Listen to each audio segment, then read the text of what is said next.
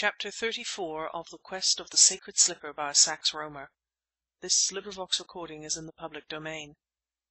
Chapter 34 My Last Meeting with Hassan of Aleppo. I felt dazed, as a man must feel who has just heard the death sentence pronounced upon him.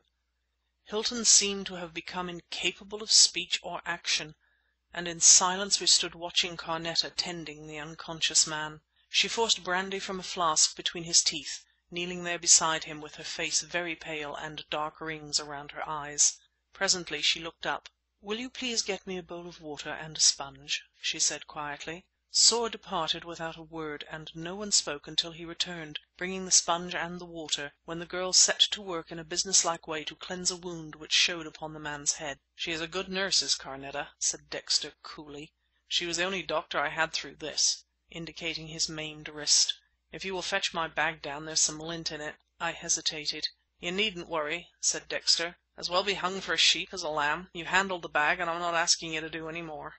I went up to my room and lifted the grip from the chair upon which I had put it. Even now I found it difficult to perceive any difference between this and mine. Both were of identical appearance and both new. In fact, I had bought mine only that morning, my old one being past use, and being in a hurry, I had not left it to be initialed. As I picked up the bag the lightning flashed again, and from the window I could see the orchard as clearly as by sunlight. At the farther end, near the wall, someone was standing, watching the house. I went downstairs carrying the fatal bag, and rejoined the group in the hall. "He will have to be got to bed," said Carneta, referring to the wounded man. "He will probably remain unconscious for a long time." Accordingly we took the patient into one of the few furnished bedrooms, and having put him to bed left him in care of the beautiful nurse. When we four men met again downstairs, amazement had rendered the whole scene unreal to me. Soar stood just inside the open door, not knowing whether to go or to remain, but Hilton motioned to him to stay. Earl Dexter bit off the end of a cigar and stood with his left elbow resting on the mantelpiece. His gaunt face looked gaunter than ever, but the daredevil grey eyes still nursed that humorous light in their depths. "Mr. Cavanagh," he said, "we're brothers, and if you'll consider a minute you'll see that I'm not lying when I say I'm on the straight, now and for always." I made no reply. I could think of none. "I'm a crook," he resumed, "or I was up to a while ago. There's a warrant out for me, the first that ever bore my name. I've sailed near the wind often enough, but it was desperation that got me into hot water about that." He jerked his cigar in the direction of his grip, which lay now on the rug at his feet. "I lost a useful right hand," he went on, "and I lost every cent I had. It was a dead rotten speculation, for I lost my good name. I mean it. Believe me, I've handled some shady propositions in the past, but I did it right in the sunlight. Up to the time I went out for that damned slipper I could have had lunch with any detective from Broadway to the Strand. I didn't need any false whiskers, and the Ritz was good enough for the Stetson man. What now? I'm wanted. Enough said." He tossed the cigar, he had smoked scarce an inch of it, into the empty grate. "I'm an Aunt Sally for any man to shy at," he resumed bitterly. "My place henceforth is in the dark. Right. I've finished. The book's closed. From the time I quit England, if I can quit, I'm on the straight. I've promised Carneta, and I mean to keep my word. See here." Dexter turned to me. "You want to know how I escaped from the cursed death trap at Hassan's house in Kent? I'll tell you. I was never in it. I was hiding and waiting my chance. You know what was left to guard the slipper while the Sheikh, rot him, was away looking after arrangements for getting his mob out of the country?" I nodded. "You fell into the trap, you and Carneta. By God! I didn't know till it was all over, but 2 minutes later I was inside that place, and 3 minutes later I was away with the slipper. Oh, it wasn't a duplicate, it was the goods. What then? Carneta had a sickening of the business, and she just invited me to say yes or no. I said yes, and I'm a straight man onward." "Then what were you doing on the train with the slipper?" asked Hilton sharply. "I was going to Liverpool, sir," snapped the Stetson man, turning on him. "I was going to try to get aboard the Mauretania and then make terms for my life. What happened? I slipped out at Birmingham for a drink, grip in hand. I put it down beside me, and Mr. Cavanagh here, all in a hustle, must have rushed in behind me, snatched a whisky and snatched my grip, and started for H." A vivid flash of lightning flickered about the room. Then came the deafening boom of the thunder, right over the house it seemed. "I knew from the weight of the grip it wasn't mine," said Dexter, "and I was the most surprised guy in Great Britain and Ireland when I found whose it was. I opened it, of course, and right on top was a waistcoat, and right in the first pocket was a telegram. Here it is." He passed it to me. It was that which I had received from Hilton. I had packed the suit which I had been wearing that morning, and must previously have thrust the telegram into the waistcoat pocket.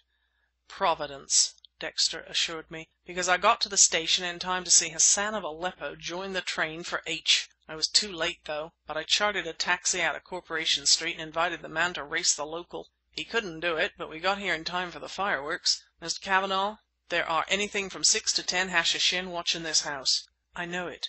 "They're bareheaded, and in the dark their shaven skulls look like nothing human. They're armed with those damned tubes, too. I'd give $1,000, if I had it, to know their mechanism. Well, gentlemen, deeds speak. What am I here for, when I might be on the way to Liverpool and safety?" "You're here to try to make up for the past a bit," said a soft, musical voice. "Mr. Cavanagh's life is in danger." Carneta entered the room. The light played in that wonderful hair of hers, and pale though she was, I thought I had never seen a more beautiful woman. "Tell them," she said quietly, "what must be done." Soar glanced at me out of the corner of his eyes and shifted uneasily. Hilton stared as if fascinated. "Now," rapped Dexter in his strident voice, "putting aside all questions of justice and right—we're not policemen. What do we want, you and I, Mr. Cavanagh?"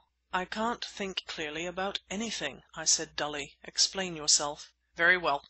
Inspector Bristol's C.I.D. would want me and Hassan arrested. I don't want that. What I want is peace. I want to be able to sleep in comfort. I want to know I'm not likely to be murdered on the next corner. Same with you?" "Yes, yes." "How can we manage it? One way would be to kill Hassan of Aleppo, but he wants a lot of killing. I've tried. Moreover, directly we'd done it another Sheikh el-Jebal would be nominated and he'd carry on the bloody work. We'd be worse off than ever." "Right.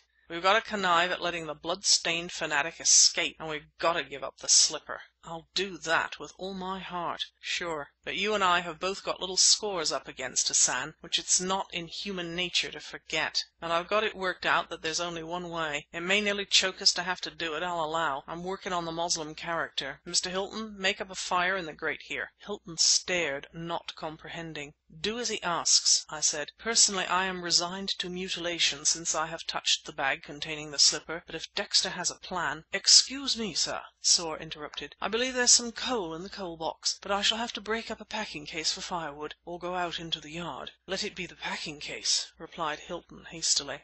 Accordingly a fire was kindled, whilst we all stood about the room in a sort of fearful uncertainty, and before long a big blaze was roaring up the chimney. Dexter turned to me. "Mr. Cavanagh," said he, "I want you to go right upstairs, open a first-floor window, I would suggest that of your bedroom, and invite Hassan of Aleppo to come and discuss terms." Silence followed his words. We were all amazed. Then— "Why do you ask me to do this?" I inquired. "Because," replied Dexter, "I happen to know that Hassan has some queer kind of respect for you. I don't know why." "Which is probably the reason why he tried to kill me tonight." "That's beside the point, Mr. Cavanagh. He will believe you, which is the important point." "Very well. I have no idea what you have in mind, but I am prepared to adopt any plan since I have none of my own. What shall I say?" "Say that we are prepared to return the slipper on conditions." "He will probably try to shoot me as I stand at the window." Dexter shrugged his shoulders. "Gotta risk it," he drawled. "And what are the conditions?" "He must come right in here and discuss them. Guarantee him safe conduct, and I don't think he'll hesitate. Anyway, if he does, just tell him that the slipper will be destroyed immediately." Without a word I turned on my heel and ascended the stairs. I entered my room, crossed to the window, and threw it widely open. Hovering over the distant hills I could see the ominous thundercloud, but the storm seemed to have passed from uplands, and only a distant muttering with the faint drip of water from the pipes broke the silence of the night. A great darkness reigned, however, and I was entirely unable to see if anyone was in the orchard. Like some mueddin of fantastic fable I stood there. "Hassan!" I cried. "Hassan of Aleppo!" The name rang out strangely upon the stillness, the name which for me had a dreadful significance. But the whole episode seemed unreal, the voice that had cried unlike my voice. Instantly, as any magician summoning an efreet, I was answered. Out from the trees strode a tall figure, a figure I could not mistake. It was that of Hassan of Aleppo. "I hear offendum and obey," he said. "I am ready. Open the door." "We are prepared to discuss terms. You may come and go safely." Still my voice sounded unfamiliar in my ears. "I know, effendim. It is so written. Open the door." I closed the window and mechanically descended the stairs. "Mind it isn't a trap!" cried Hilton, who, with the others, had overheard every word of this strange interview. "They may try to rush the door directly we open it." "I'll stand the chest behind it," said Soar, "between the door and the wall, so that only one can enter at a time." This was done, and the door opened. Alone, majestic, entered Hassan of Aleppo. He was dressed in European clothes, but wore the green turban of the Sherif. With his snowy beard and coal-black eyes he seemed like a vision of the Prophet in whose name he had committed such ghastly atrocities. Deigning no glance to Soar nor to Hilton, he paced into the room, passing me and ignoring Carneta, where Earl Dexter awaited him. I shall never forget the scene as Hassan entered, to stand looking with blazing eyes at the Stetson man, who sat beside the fire with the slipper of Mohammed in his hand. "Hassan," said Dexter quietly, "Mr. Cavanagh has had to promise you safe conduct, or as sure as God made me, I'd put a bullet in you." The Sheikh of the Hashishin glared fixedly at him. "Companion of the Evil One," he said, "it is not written that I shall die by your hand, or by the hand of any here. But it has been revealed to me that tonight the gates of paradise may be closed in my face."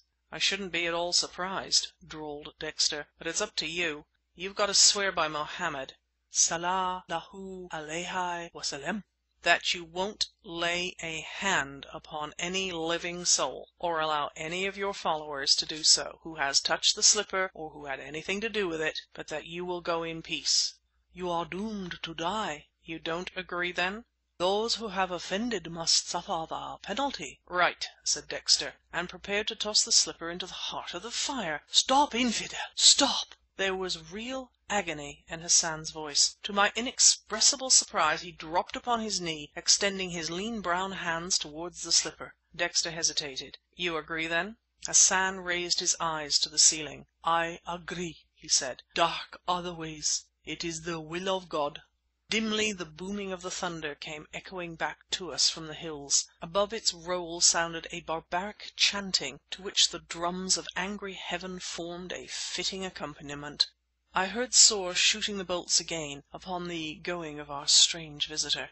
Faint and more faint grew the chanting, until it merged into the remote muttering of the storm, and was lost. The quest of the sacred slipper was ended. End of chapter 34.